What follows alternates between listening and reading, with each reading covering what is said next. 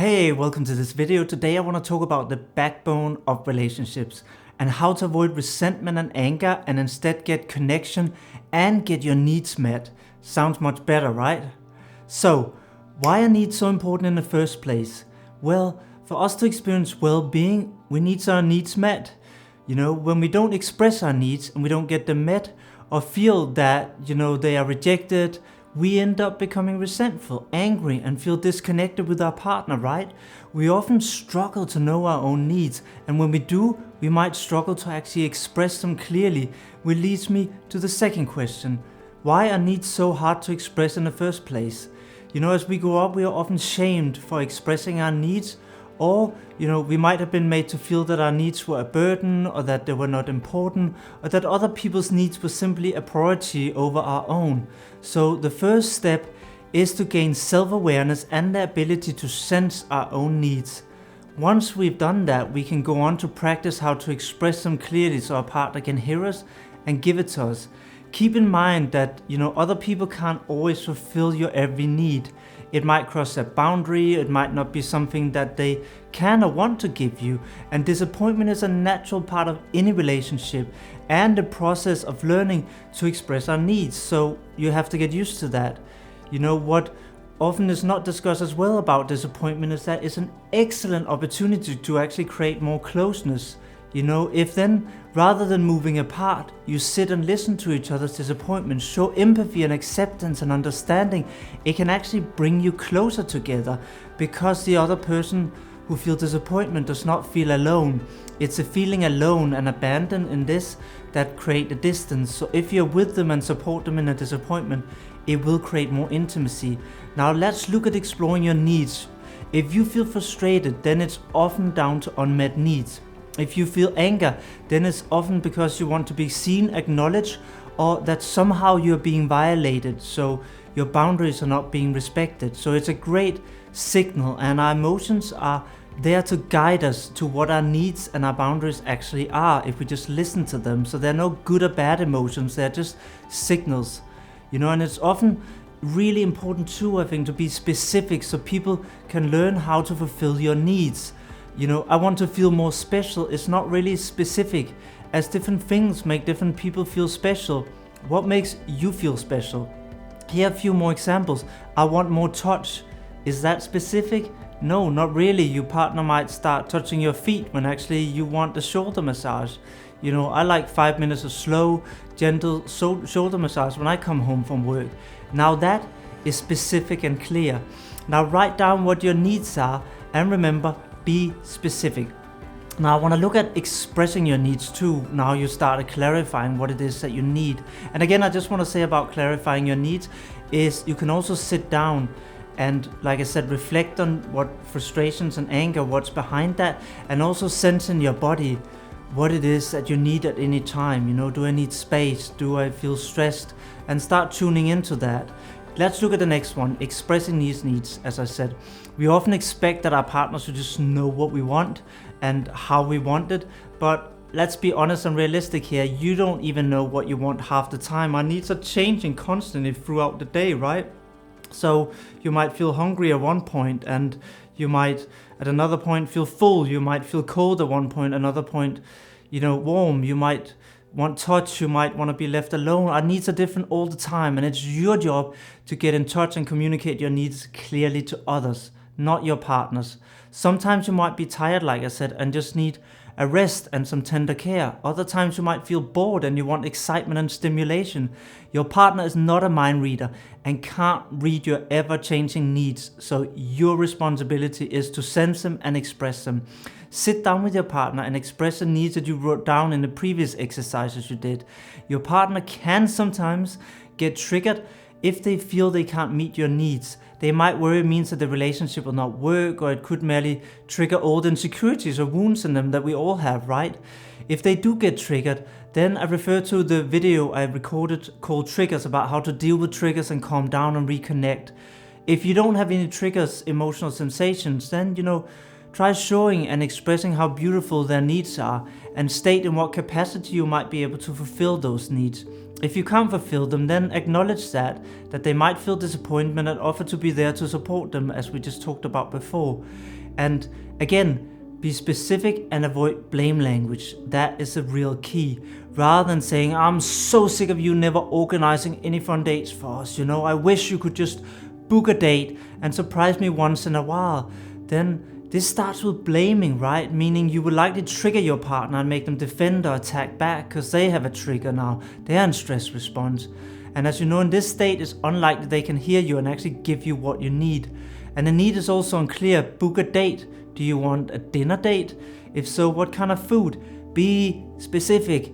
Here's how that could have been communicated instead in a vulnerable and clear way. You could say, I felt really sad lately because I really have this strong need for quality time with you, being vulnerable and expressing our need. I feel more insecure when we don't really prioritize quality time together. Again, how I feel, it's about me, I statements, and being vulnerable. I would like if you could find some time and energy in your schedule to organize a date. Even once per month would be fantastic. I love dancing, so a dance lesson would be a lot of fun. Again, what is it that you need them to do? And what specifically is it? A dance lesson, right? Can you feel the difference in those two? Here we replace blame that caused that defense response with vulnerability and share the impact that it has on us, how it made us feel, and also specifically what we would like them to do. Because we are vulnerable, it's more likely to stimulate their empathy and allow our partner to listen and feel connected to us. Now let's touch a little bit on boundaries as well. We talked a lot about needs.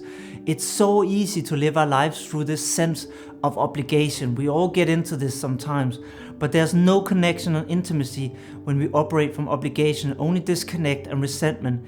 It comes from the learned pleaser syndrome. I've done some videos on this, and you can also check out the podcast I did on the Sensenza podcast about the pleaser syndrome.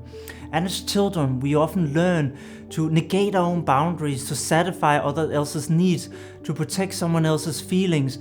That, we learn that we simply have to accept that to feel safe and accepted, we have to prioritize other people. But it comes at this massive cost of connection and the harm of our boundaries that we are being violated. We consistently allow our boundaries to be overstepped, and often we only really realize afterwards, when we feel that anger, resentment, what has actually happened. What if we could learn to sense our boundaries instantly and know how to firmly and lovingly express them? You don't owe anyone an explanation for your boundaries, so you don't need to be able to explain or justify them in the moment. When something does not sense right in your body, then simply say stop or no, and give yourself time to send into what it is that's actually going on. If someone asks you for a hug, do you actually want the hug, or do you just do it to make them not feel rejected? Perhaps say, let me just feel into that, and then, let them know if you actually want the hug. Take your time and honor your boundaries, and remember, freedom and connection is found when we can uphold our boundaries. Women often shut down flirting, I've been told, from women, or foreplay with men, because they don't want to be stuck in that obligation of having to follow through with sex, because sometimes they might not want that, or they might change their mind and feel different. If they could sense and express their boundaries, they could play freely, knowing that when and if suddenly then it no longer felt good, they could just stop it and they would be respected. If we prevent resentment from building and allow a space of freedom and connection instead, by expressing your boundaries, you allow your partner to be freer too, to express themselves, as they don't have to worry about overstepping your boundaries or harming you in any way. So setting boundaries allow others to trust you, as they know that you are able to take care of yourself too. And also remember, boundaries are based on our personal experience and don't need any justifications. They are really a big gift to your relationship, a big gift. You'll know you hit a boundary when something feels uncomfortable to you. And boundaries can change daily. One day you might have more capacity to listen to your partner vent about their bad, stressful day. Other times you might not. One day you might want sex and another day you might not. The important part is to learn to recognize these boundaries and lovingly express them. Knowing that boundaries are essential for love and intimacy, and then offer a boundary you can see now is a gift, like I said. If boundaries have not been expressed for long, they will often be expressed in anger and blame, and that makes it again less likely your partner can hear you. Let's practice offering boundaries in a loving way. rather than saying to your partner, I don't want sex, or not now, I don't feel like it, which can make them feel very rejected and can feel quite harsh. You could say, I feel much closer to you when I only have sex with you when I really feel like it, and I'm not feeling in that mood right now. Can you see how that's much more gentle? And you're actually also expressing that you want connection with them, which means that they don't necessarily feel rejection. You're just saying you're not in that mood right now. Or if you're, too tired to listen to your partner, you could just say, I'm so exhausted right now that I don't have spare capacity to listen at this moment, but I will let you know if I can listen later. Again, that says I'm still here with you, I'm not abandoning you, I want to connect, but right now I can't meet that need, and this is my boundary, So I guess the next question is, how do you recognize your boundaries in the first place, right? Recognizing our boundaries can be really hard because we have just not grown up and been taught how to do it, and we're not going to be perfect at it. We all mess up sometimes. I do too. Sometimes we will let people overstep our boundaries because we can't always spot it right when it's happening. We're so used to being stuck in our cognition and thinking brain that sometimes we don't even notice when it's happening until it's too late. This is, why our sensations and emotions are really useful. They can be signals that something is out of balance.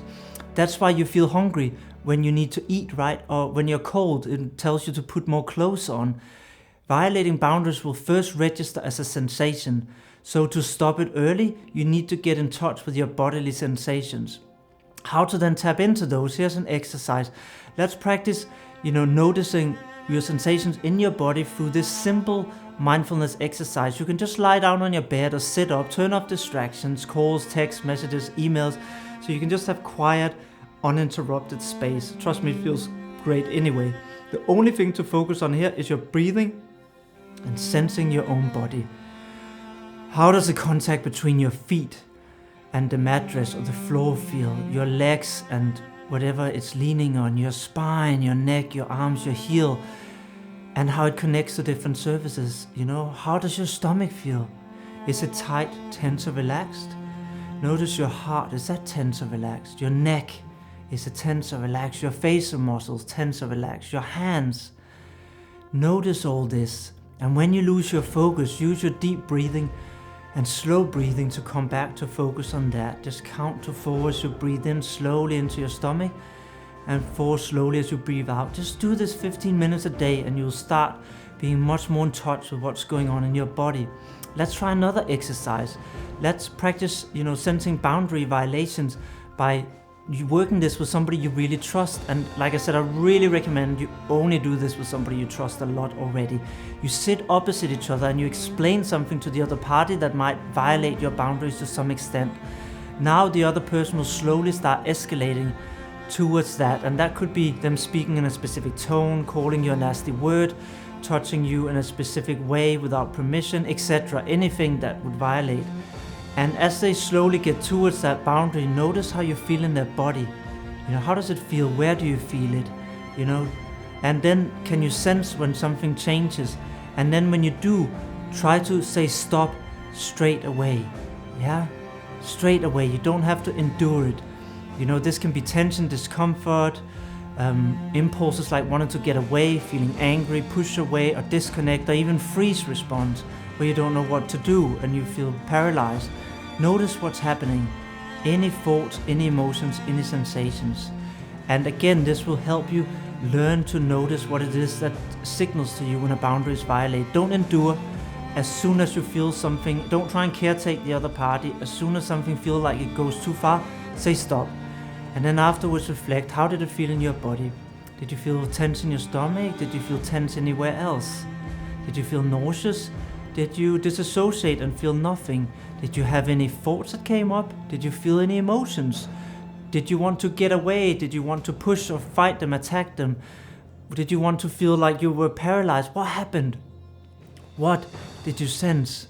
Now that's it for today. Plenty of stuff for you to work on with your boundaries and needs and practice. So if you like this video, like and subscribe below, leave a comment, share it with family and friends, and go to zensense.com and check out the free webinar, which will give you so many skills to have a flourishing and healthy relationship. See you at the next video.